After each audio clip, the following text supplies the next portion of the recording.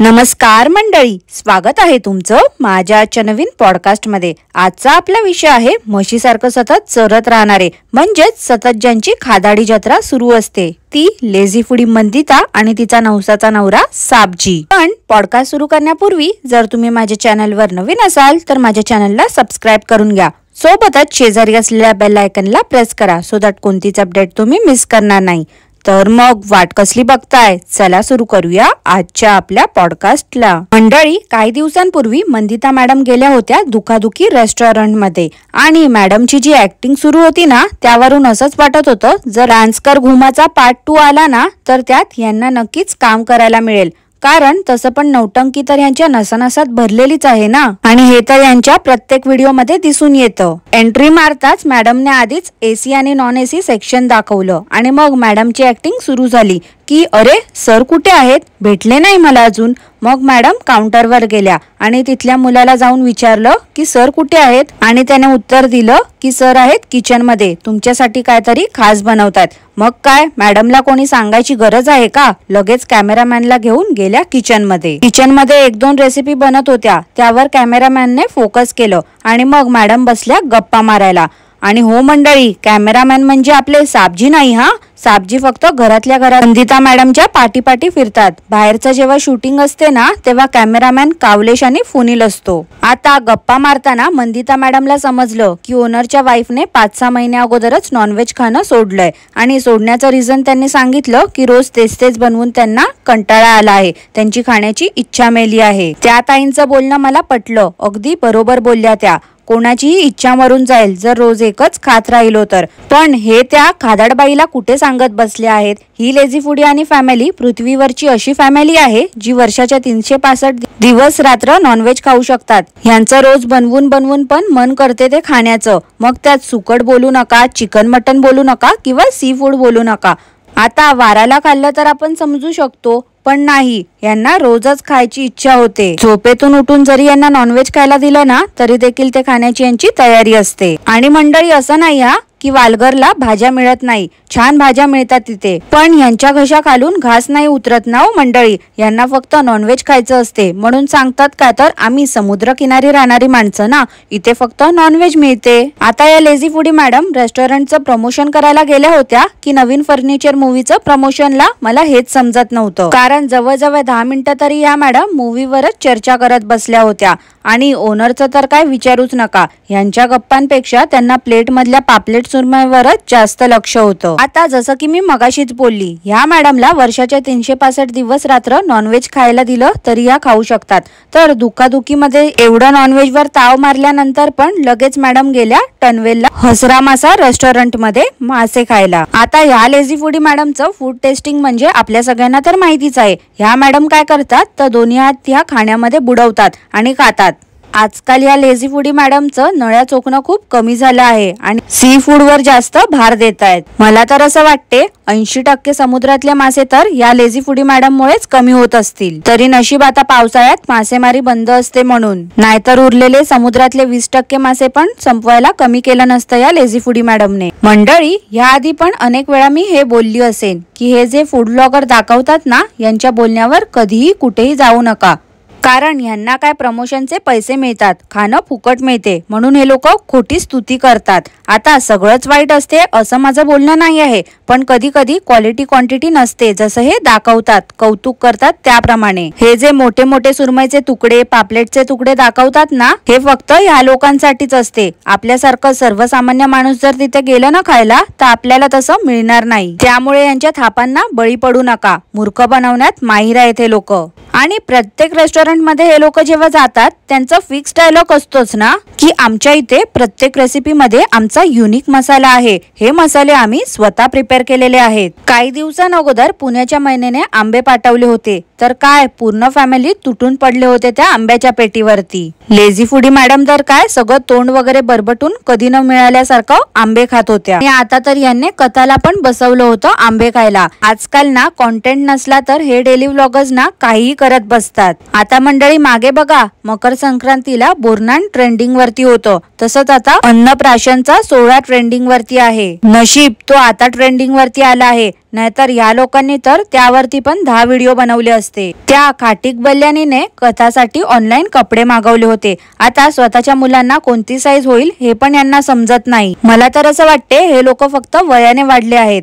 लहान मुलांना जरा वाढत्या अंगाचे कपडे घ्यायचे असतात, एवढी साधी या लोकांना अक्कल नाही। त्या कपड्यांमधले एक दोन कपडे मातोश्रींना आवडले होते तर चेंज करायचं राहिलं बाजूला। मातोश्री बोलतायत काय तर हे कपडे होतील कथाला। आधी ही बल्यानी ना बालिश सारखी वागायची आणि खाटीकचं तर काय आपल्या सगळ्यांना माहितीच आहे, लहान मुलांना पण लाजवेल असं याचं वागणं असते। पण कथा झाल्यापासून बल्यानी जरा ऍक्टिव्ह वाटते। आता हे साबजी आणि मंदिता थायलंडला गेले होते हे तर आपल्या सगळ्यांना माहितीच आहे, पण ते तिथे गेल्यानंतर घरचे इथे काय करतायत त्यांचं रुटीन दाखवण्यासाठी म्हणून फुनील इथेच होता आणि यांचा मॅनेजर म्हणजेच कावलेश गेला आहे बायको मुलींना घेऊन गावी। आता उन्हाळा सुरू झाला आहे ना, म्हणून मातोश्रींनी वाळवणाचे पदार्थ बनवले होते। ह्या मातोश्री भावीला सांगत होत्या की आपल्या अंधमंद भक्तांना जरा रडून दाखव ना, मम्मा बाबा बाहेर गेले आहेत म्हणून। म्हणजे मातोश्री पण आता मस्त ट्रेन झाल्या आहेत, फक्त कॉन्टेंट आणि व्ह्यूज साठी नातीला रडून दाखवायला सांगत होत्या। काय हो मंडळी, मस्करीमध्ये तरी कोणती आजी आपल्या नातीला रडायला सांगेल का?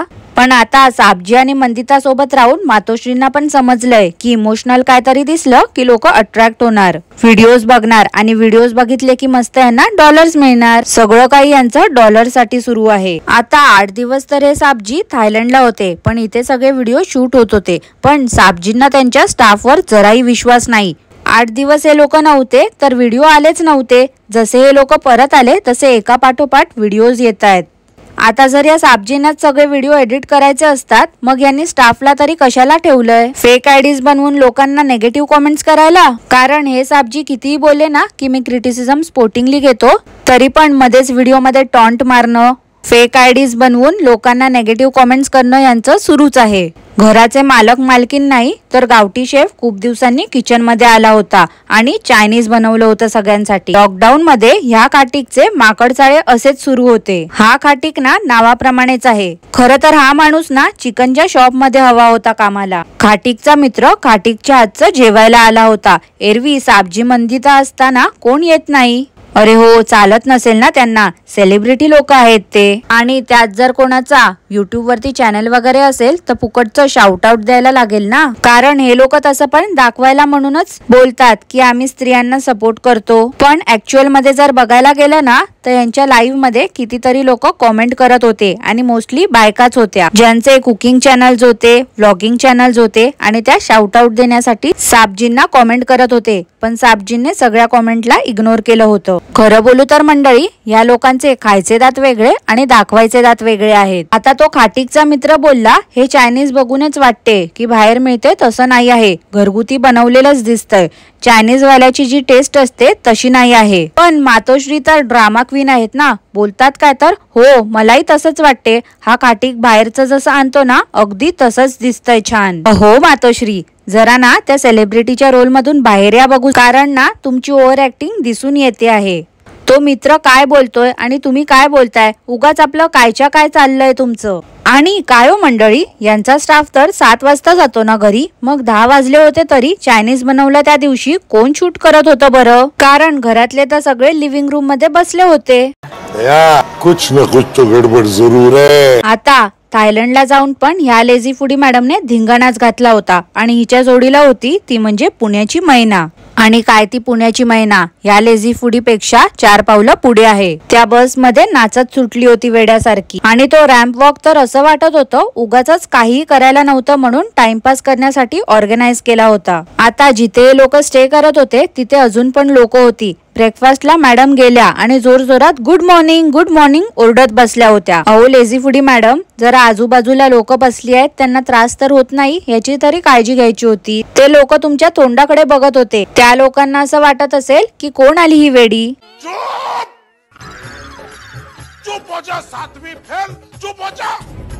ह्यांच्या थायलंडच्या सिरीज मध्ये काहीतरी सरप्राईज पण आहे असं साबजी बोलत होते। अजूनपर्यंत काय ते सरप्राईज आहे ते साबजींनी दाखवलं नाही। आता यापुढील व्हिडिओज मध्ये काय सरप्राईज होतं ते आपल्या सगळ्यांना समजेलच। पण थायलंड वरून हे लोक जेव्हा परत आले होते आणि गाडीमधून उतरताच हे लोक त्या कथाला मिठ्या मारत होते, तिची पापी घेत होते। आता या ठोंब्या साबजींचे शब्द कुठे गेले बरं, जे कथाच्या जन्माआधी बोलायचे की कथा मोठी होईपर्यंत सॅनिटाईज केल्याशिवाय तिच्या जवळ जायचं नाही. कोणीही बाहेरून आलं तर हातपाय तोंड धुतल्याशिवाय किंवा आंघोळ केल्याशिवाय तिला जवळ घ्यायचं नाही. काय हो साबजी, हे फक्त 2-3 महिन्यासाठीच होतं का? ह्या लोकांनी तर त्या कथाला 6 महिन्यापर्यंत दाखवलं नव्हतं, पण कावलेश मुलीचा लगेच फोटो दाखवला यांनी. ह्या लोकांचं असं आहे, स्वतःचं ठेवायचं झाकून, दुसऱ्याचं बघायचं वाकून. आता सध्या खूप गरमी आहे, उन्हाळा असल्यामुळे साबजींनी कोकणात जायचा प्लॅन ड्रॉप केलाय. मला तर हे आधीच माहिती होतं की हे साबजी कुठेच नेणार नाही आहेत फॅमिलीला. वालघर वसई मधला कुठेतरी जवळपासचा रिसॉर्ट बघतील आणि तिथे 1-2 दिवसासाठी नेतील फॅमिलीला. मागे तर हे साबजी बोलत होते, बल्ल्यानीला इथे नेणार, कथाला तिथे नेणार. पण यांच्या घरच्यांना देखील माहिती आहे हे फक्त दोघच राजा राणी जग फिरत राहणार आहेत. बाकीच्याने स्वतःचं मन मारून जगायचं. हे दोघं राजा राणी उठ बोलले की उठायचं, बस बोलले की बसायचं. मंडळी, ती भज्यांची रेसिपी हे लोक अजून किती वेळ दाखवणार आहेत हो? आणि यांच्या अंधमंद भक्तांना पण समजत नाही का तीच रेसिपी हे लोक सारखं दाखवतायत? उगाच आपलं काही कॉन्टेंट नाही म्हणून काही दाखवायचं का लोकांना? ह्या साबजींच्या चॅनल वरती महिन्यातून एकदा तरी बटाटा भजी, कांदा भजी, मिरचीची भजी दाखवलीच जाते. आणि बरं का मंडळी, आता साबजींच्या मातोश्रींचा वाढदिवस येतोय, त्यामुळे मंदिता मॅडमने खास पैठणी गिफ्ट केली आहे. ह्या साबजींच्या मातोश्री साडी घालतात, नेसत नाही. अहो, त्याच बोलल्या हो मंडळी की मी माझ्या बर्थडेला ही पैठणी घालणार आहे. 8 दिवसाच्या 8 रेसिपी या मातोश्रींनी शूट करून ठेवल्या आहेत आणि आता प्रत्येक डेली व्हिडिओ मध्ये मातोश्रींच्या रेसिपी दाखवल्या जात आहेत. कावलेश बायका मुलींना घेऊन गावी गेला आहे ना, त्यामुळे साबजी एकटे पडले आहेत. साबजींना वेळच मिळत नाही कॉमेंटला रिप्लाय द्यायला. ह्या मातोश्रींनी एका व्हिडिओ मध्ये अंड्याची भजी दाखवली होती, तेव्हा ती बल्ल्यानी पापड तळत होती. त्यावर मातोश्रीने खोचकपणे कॅमेरा समोर सांगितलं, मी भजी करायला घेतलं तर लगेच ही पापड तळायला आली. पण हेच जर लेझी फुडीने केलं असता ना तर मातोश्री काहीच बोलल्या नसत्या. शेवटी काय बाबा, सोन्याची अंडी देणारी कोंबडी आहे ना लेझी फुडी. मागे साबजी बोलत होते की काही मुलांच्या शिक्षणाचा खर्च आम्ही उचलला आहे, पण त्या एका व्हिडिओ नंतर परत त्या मुलांचा कधीच उल्लेख देखील झाला नाही आहे. व्ह्यूज वाढवण्यासाठी फक्त बडी बडी बाते वडापाव खाते. आज वाटते साबजींकडे काहीच कॉन्टेंट नाही आहे, म्हणून पुढच्या ट्रिपची अनाउन्समेंट करायला पासपोर्ट साईज फोटो सारखं साबजी कॅमेरा समोर बसले आहेत, पोटाजवळ उशी ठेवून. आता हे साबजी लाईव्ह आले आहेत, म्हणजे 1-2 तास तरी हे वायफाय बडबडच करत बसतील. जोपर्यंत हे साबजी ती पोटाजवळ उशी घेऊन बसतायत तर समजून जा मंडळी, अजून काही यांनी डाएट आणि एक्सरसाइज सुरू केलं नाही आहे. तर मंडळी, आजसाठी एवढंच. तुम्हाला या खादाड फॅमिलीवरचं पॉडकास्ट कसं वाटलं हे मला नक्की कॉमेंट करून सांगा.